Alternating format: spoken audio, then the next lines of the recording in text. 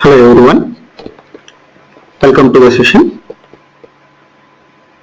Today I will talk about XSLT.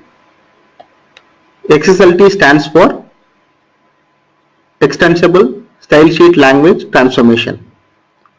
XSLT allows you to transform an XML data from one format to another format of XML. XSLT uses XSL and XPath. XSL provides an XML based template matching syntax that tells the XSLT processor to perform certain action when the template is matched on a node, element or an attribute. Let's go through the following example of XSL. We have a template match done on the root node, then we apply the template match on a order request element. So once the template is matched on the order request element, we loop through each document under document list and try to transform it into an attachment container where we map the document name from the document name on the source and document type to a document type on the target. Whereas XPath allows you to navigate through the XML document and select a particular element or an attribute.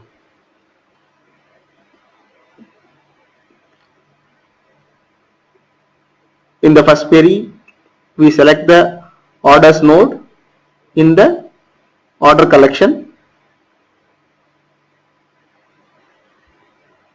The second example is like we try to select the metadata node which is having the metadata element as provider ID. Let me quickly show you a demo on how to query an XML using XPath. So here is our sample XML that we will be using it for our demo. Sample XML contains a root element of order collection which in turn has orders, and orders has multiple records of order.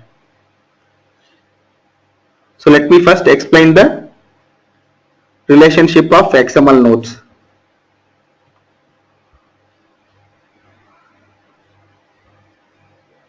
Each element has a one parent.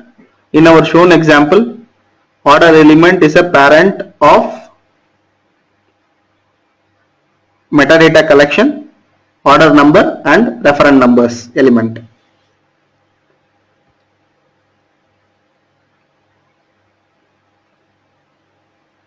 Child record. Each node has 0 or 1 or more child records. In our example, reference number and reference type element are all children of order reference elements. Siblings. Nodes that have the same parents are said to be siblings. In our example, name and value elements are all siblings. Ancestors. Nodes parents are called as ancestors. Ancestors for order element are orders and order collection elements for our shown example. I have used DanSharp XML viewer, so you can download a DanSharp XML viewer from Codeplex. I would load our XML into the DanSharp XML viewer. DanSharp XML viewer provides XML view, tree view, and it also allows us to write our XPath queries, and it also validates the sample XML against the schemas. So here is our preview of our XML, and as you navigate through each element, you can see at the bottom pane it generates a corresponding XPath query for the node that we select. So let me copy the XPath query that got generated and use it in our XPath queries tab. I would update the query and execute the query. As you can see, the query selected order reference element.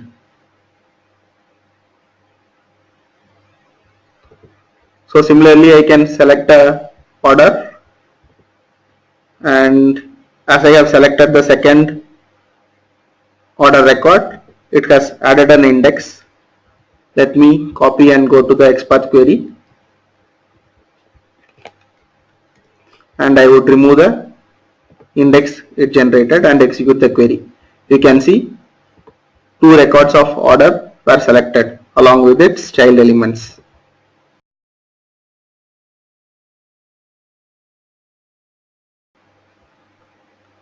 Let me show you some XPath queries to select parent node, child node, ancestors and sibling records. Now let me write a query to select all the metadata elements irrespective of the parent containers.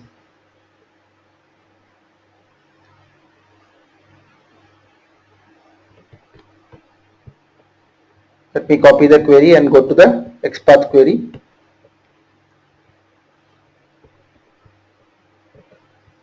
And I would execute it.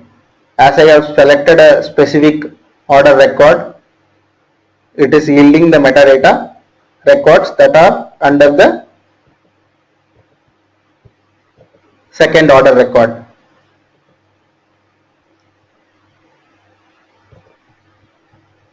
Let me remove out the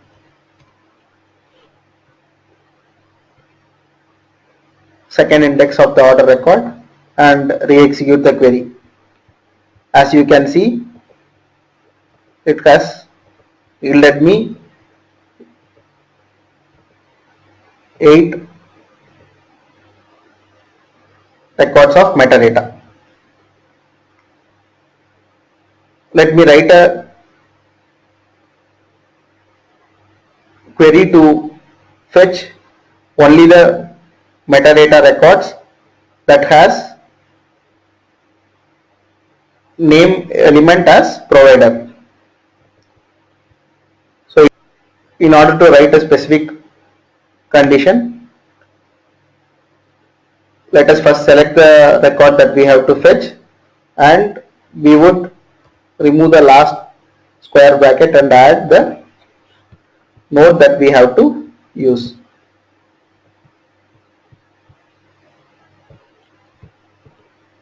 So we would be selecting based on the name,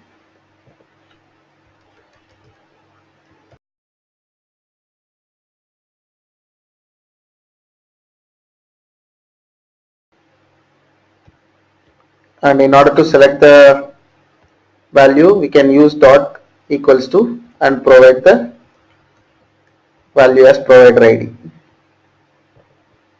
can see there are only two metadata records that has element name with provider,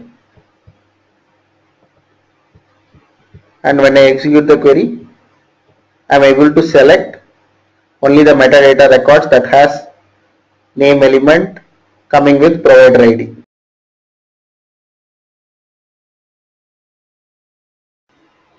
So here in our XML we have multiple order records, and let us now try to select a specific order record based on the order number. So the first order record has a order number 10,000 and second order record has a order number as 20,000. So now let us try to select a specific order record based on the order number. I'd go to the XPath query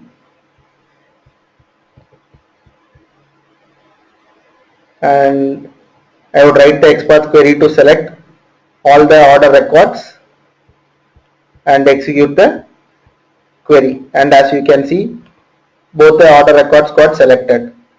Now let me write the query to filter out the order record based on the order number.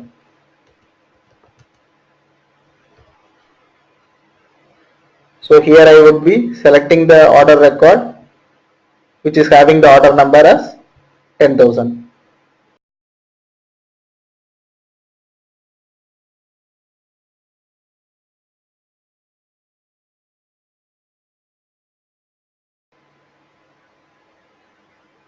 Let me now try to select the metadata record that is coming in with the name as provider ID and value with 1000.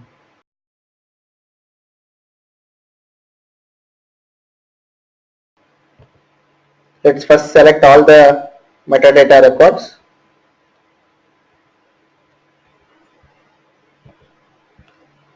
So now you can see we have selected all the metadata record.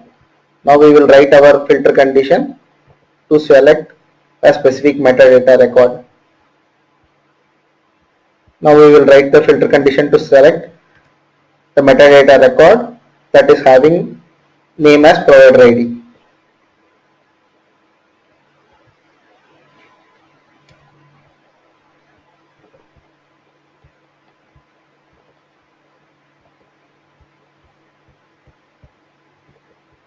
And here we can see like we are fetching only the metadata record that is having the name as provider ID, and if we have to get the value of this metadata, then you can write the query to select the value.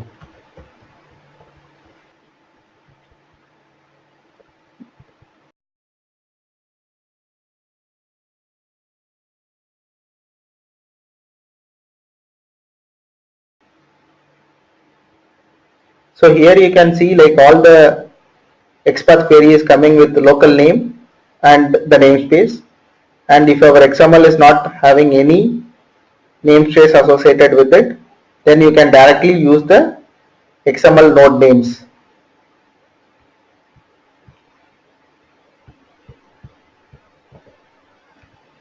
Let me show you an example.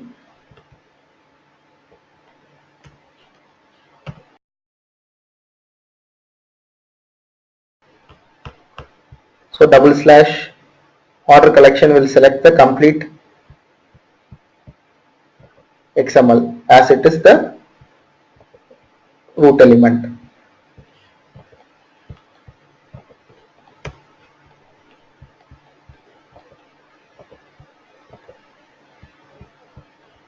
And if I want to select orders, I can write the query order selection / orders, which will select the order records.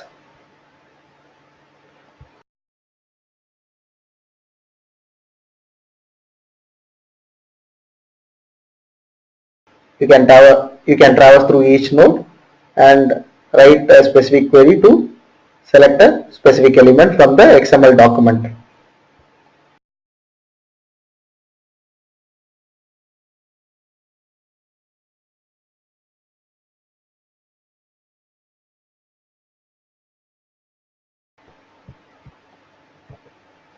So here is a simple query to select the order record that is having order number as 20,000.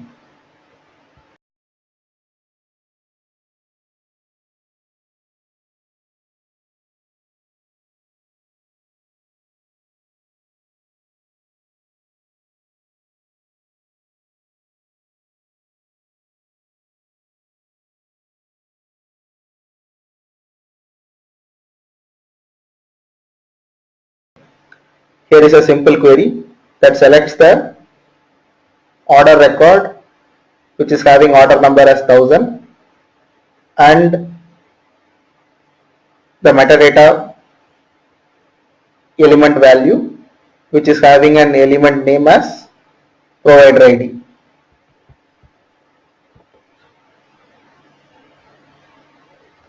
Here is a simple XPath query to select the parent with its child element value. So we are trying to select the metadata which is having an element name with provider ID. This is another query to select the ancestor records of reference number.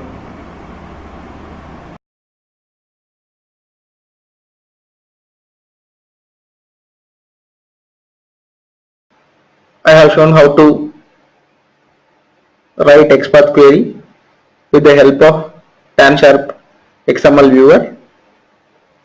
Now let us try to write simple XSLT to do a transformation. Here is our order request source schema. We will be receiving our message in this order request format and we would be transforming it into a canonical format.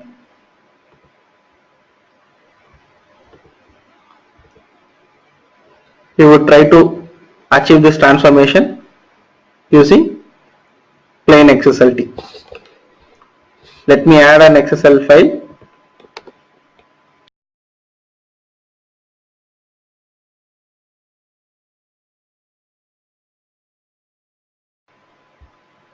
Let me add an XSLT file and name it as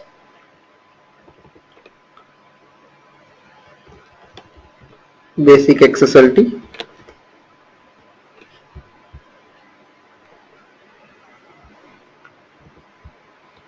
And here you can see it is doing a template match on all the nodes and it is trying to copy the data that is being passed into this XSLT. Let me try to run this XSLT. I will go to XML and try to process this order request XML message.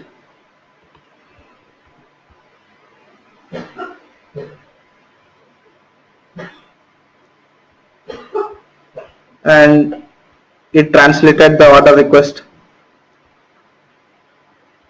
message. It got executed and output was generated. This is just a mass copy of the source message into a target message.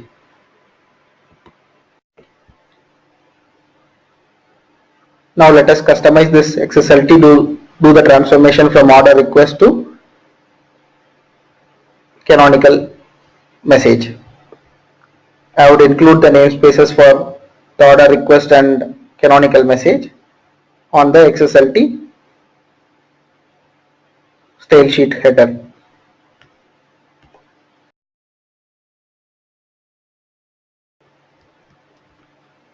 Let me do a match template at the root node and apply template on the order request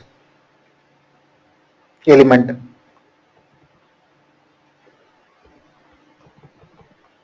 I would take out the XSLT template that is already there.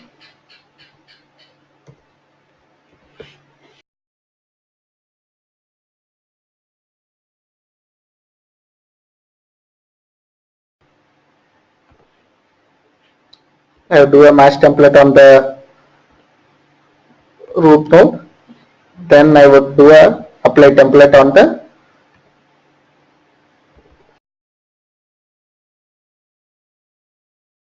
order request.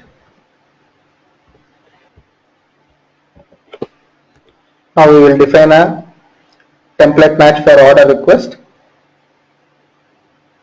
where we will be applying the transformation logic for order request XML to canonical XML.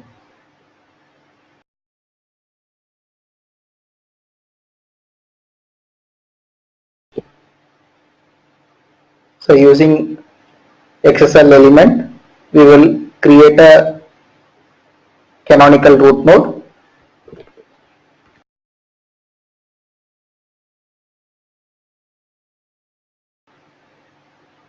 Now let us try to execute the XSLT and see the output.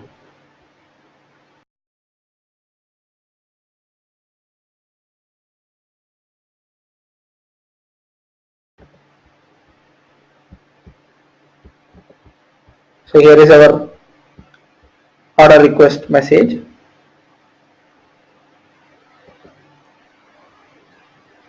Which has a header, product list, stakeholders and document list.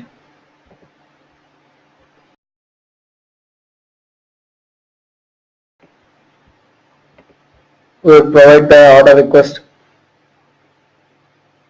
sample and debug the XSLT.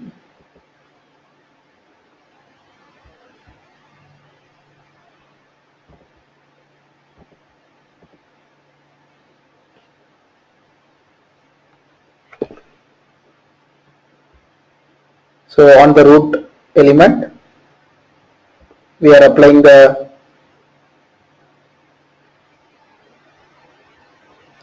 template match, which is again applied to order request element.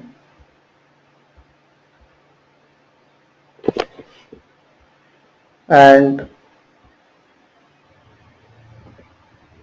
order request, on the order request element, we are creating a dummy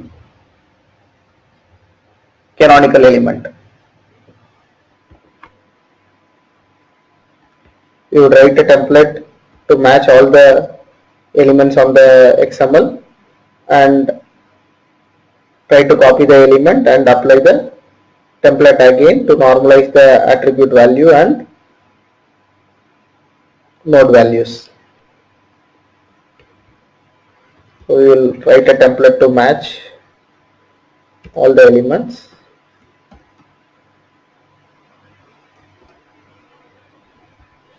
And we will create a element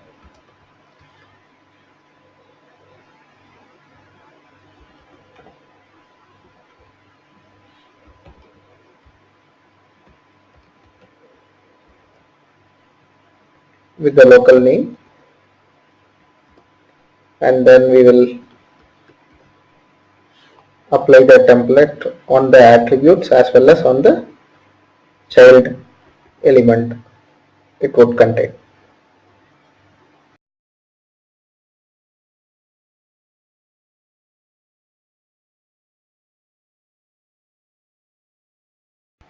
So at the rate is used for attributes and node is used for the element.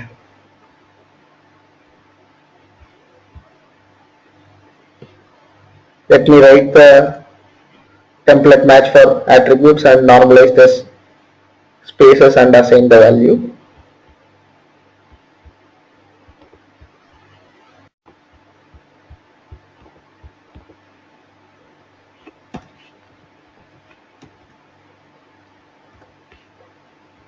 Similarly, I will write a template to trim all the values on the element and assign the value.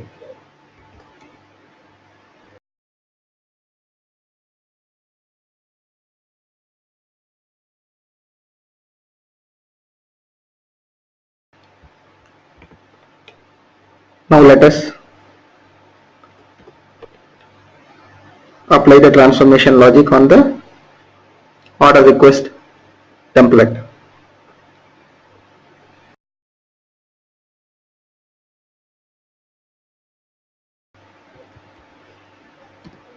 I will create an event details elements, and inside event detail I will create one more element called event code, and on this element I will select the value from the source using select value of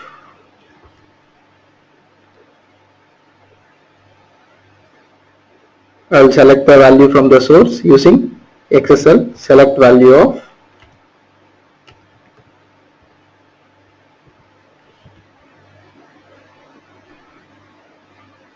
even code.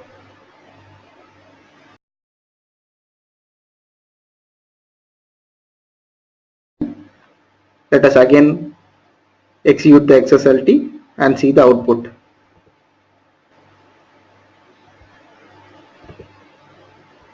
And here you can see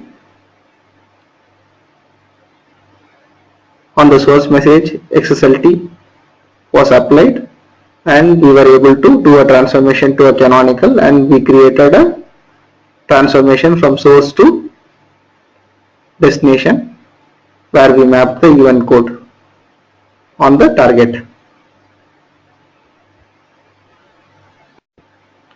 Similarly, I will complete the rest of the mapping, primarily one-to-one mapping on the event detail node.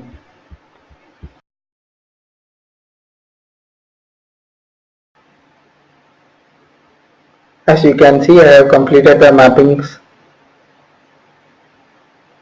on the event details node. In order to create an attribute, we can use XSL attribute and specify the name and apply the select logic on it as shown. Now let us quickly verify the XSLT by executing the XSLT.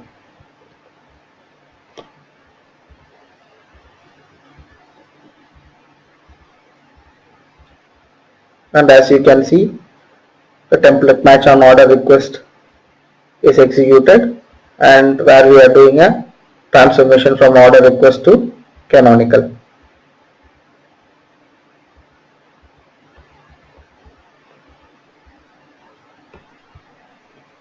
And here is our transformation.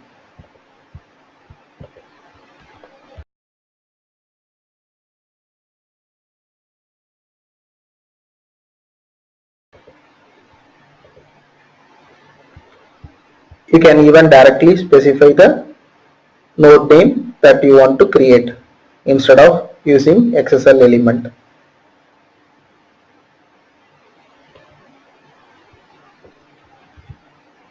I have changed the node creation to use XSL element instead of directly specifying it. It is always a good practice to create the elements using XSL element.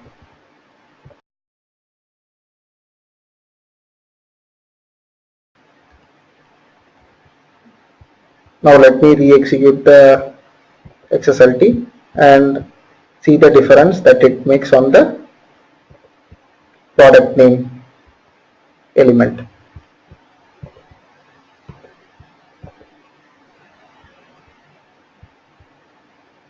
Let me do a F5 and continue.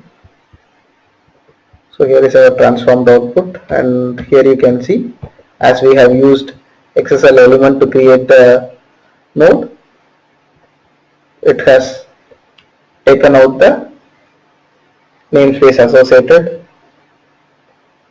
with it.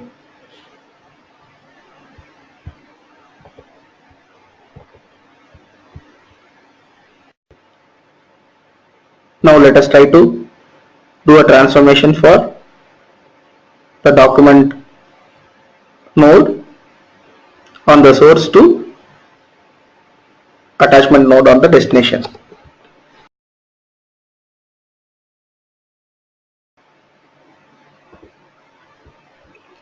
So here is our order request schema, which has document list. The elements that you see on the document container is available on the canonical attachments of canonical schema.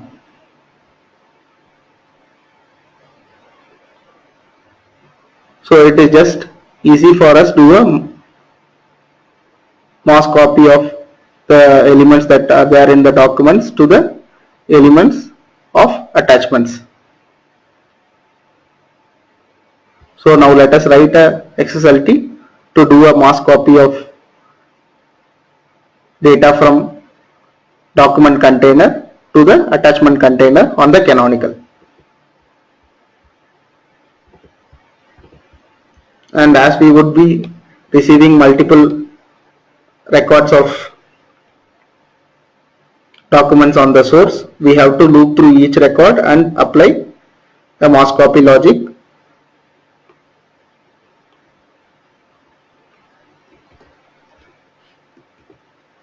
So in order to loop through each record, we have to use for each of the records.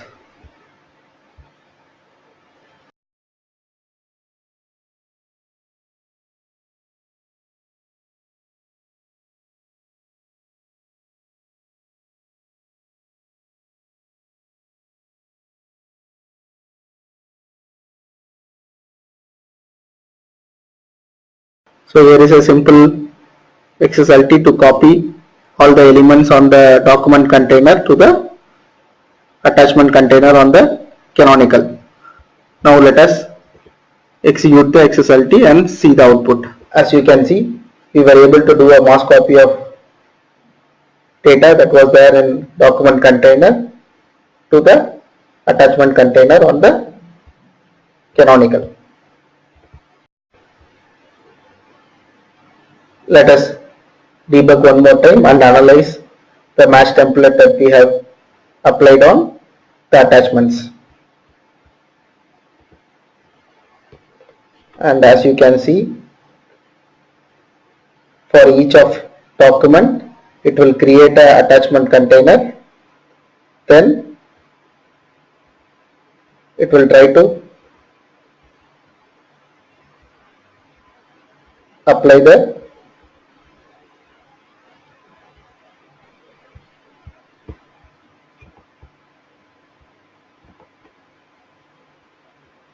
logics that we have written on match template for element and the match template that we have written for the attributes. And it will even normalize the space.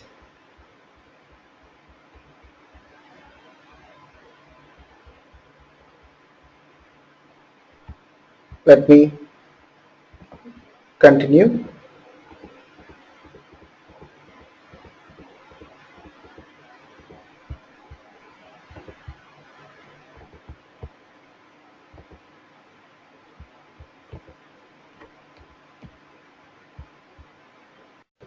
And here you can see the transformed output.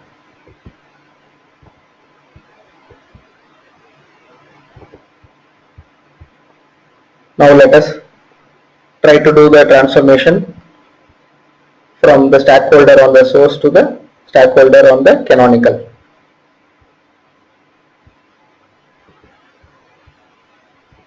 So here we have different records of stack holder on the source, and on the canonical we just have only one holder record which has to accommodate different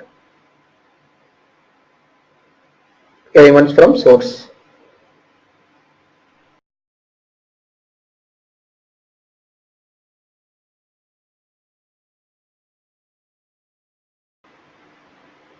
Now let us write the logic to do the transformation from stack holders on the source to the destination.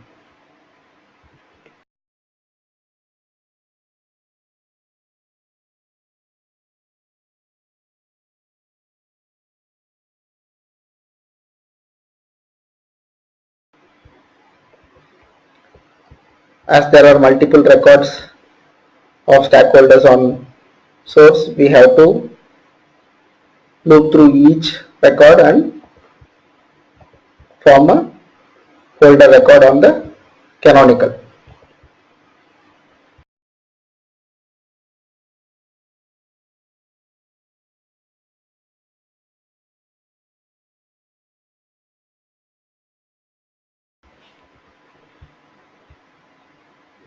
So I am writing a mass copy logic as my nodes on the source are same as that of destination.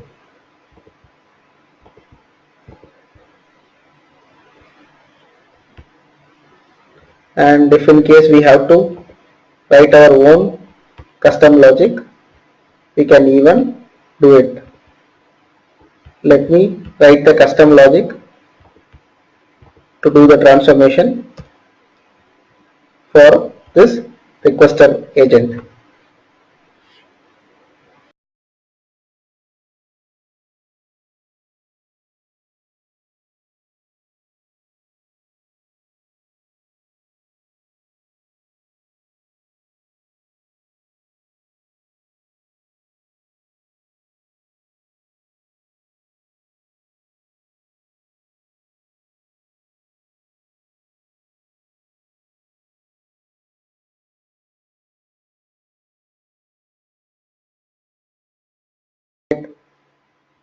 Here is a concatenate function which we can use for concatenating two strings, and I would concatenate the first name and last name of the requester agent and map it to the full name on the canonical.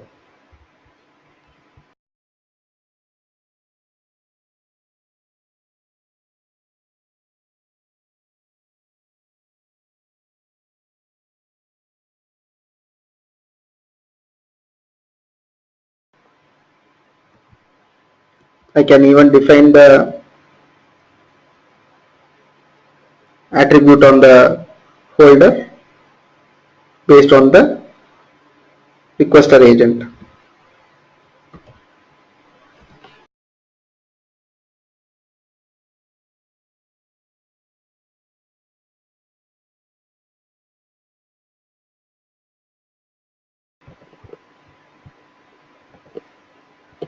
Let us debug the XSLT again and see the output.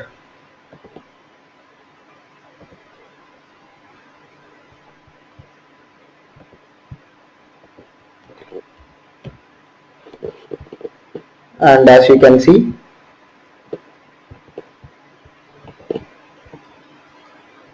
event details got mapped from the source, and with our logic of doing a mass copy on document container, we were able to do the transformation for the corresponding attachments, and similarly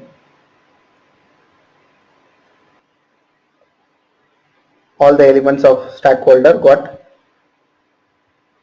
mapped to the holder record in the canonical.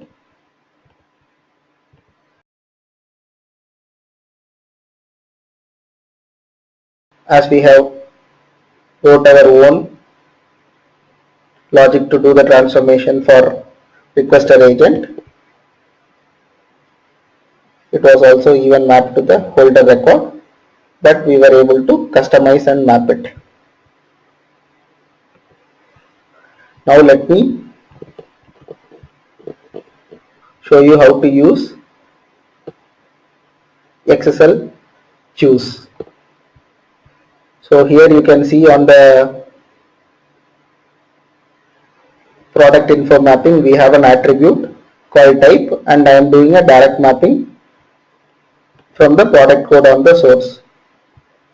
So let me use a XSL choose, and we will try to derive a value based on product name.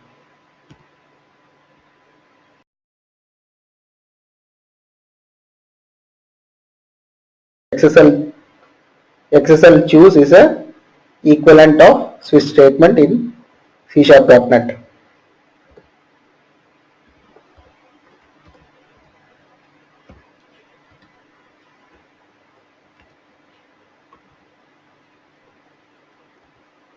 We can have multiple when statements,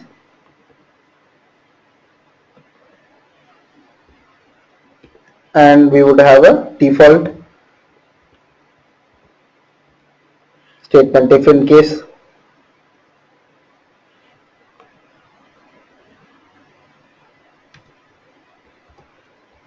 there is no matching condition, we would execute the otherwise statement.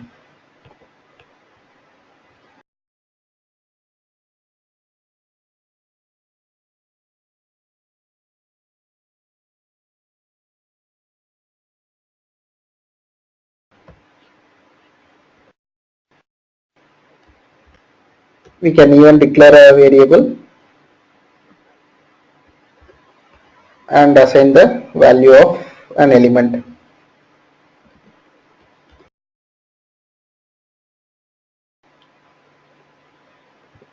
So I would use a variable pro name and select the value of product name, and using the value in the pro name, I will execute the different statements on choose and try to update the type attribute in the product info.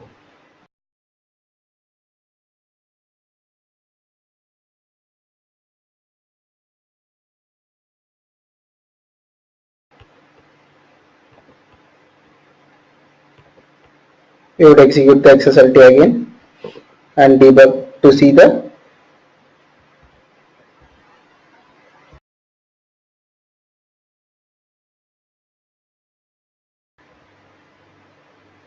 execution of choose statement.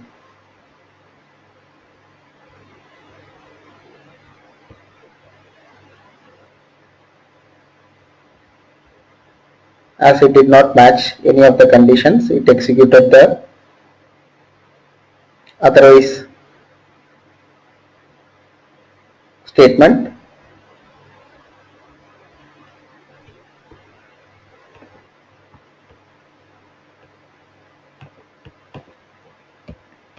and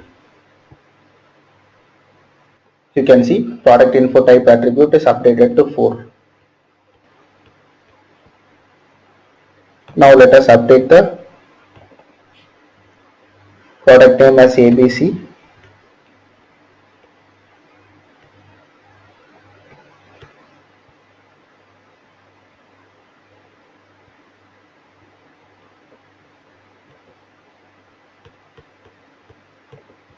and re-execute the XSLT.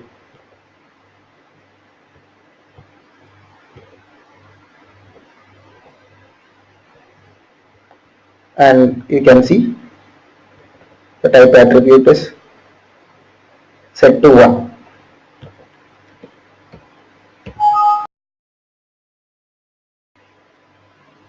Today we have seen how to write our own custom XSLT, where we have written XSLT for each on a node, then choose statement on a node, then how to do a mask copy by doing a match template on an attribute and an element.